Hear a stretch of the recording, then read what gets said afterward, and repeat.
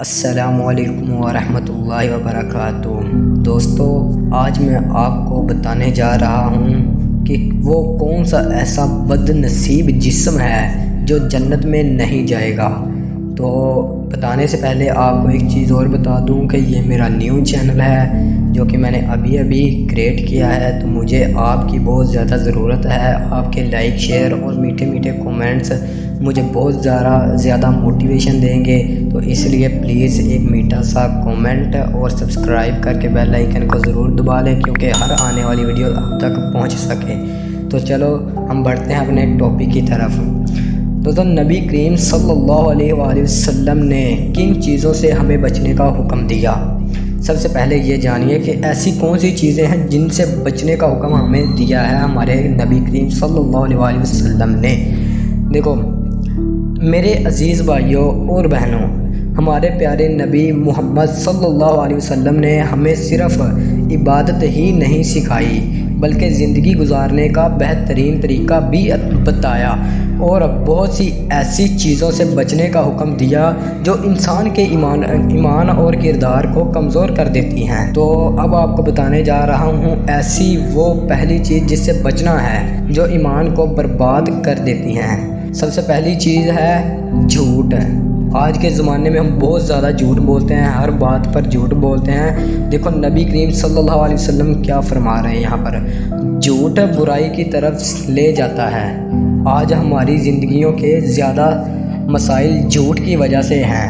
ہم کہیں بھی جھوٹ بول دیتے ہیں، اپنے گھر والوں کے سامنے، اپنے بہن بھائیوں کے سامنے، دوستوں میں۔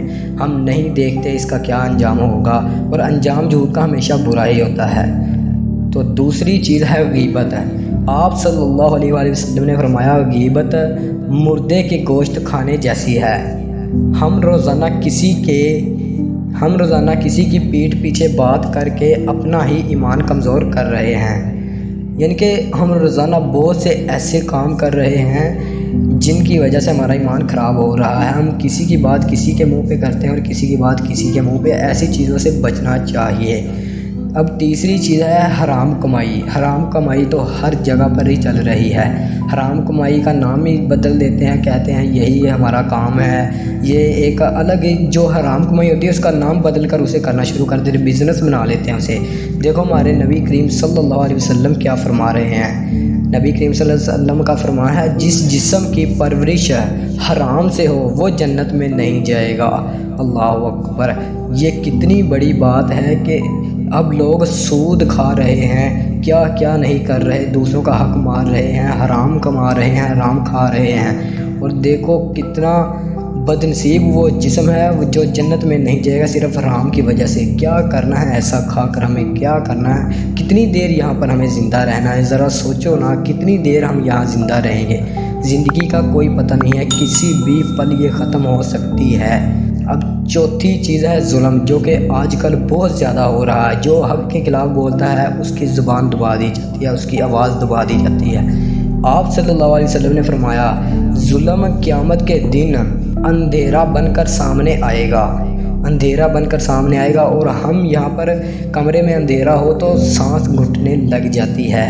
قبر میں اندھیرا ہوگا، قیامت کے دن اندھیرا بن کر سامنے آئے گا ظلم۔ تو ظلم نہ کریں، بچوں سے پیار سے رہیں، بڑوں سے عزت سے بات کریں، بچوں سے شفقت سے پیش آئیں، نہ کسی پر ظلم کریں اور نہ ظلم ہونے دیں۔ اب پانچویں چیز ہے جو ہر جگہ پر ہو رہی ہے، وہ ہے حسد۔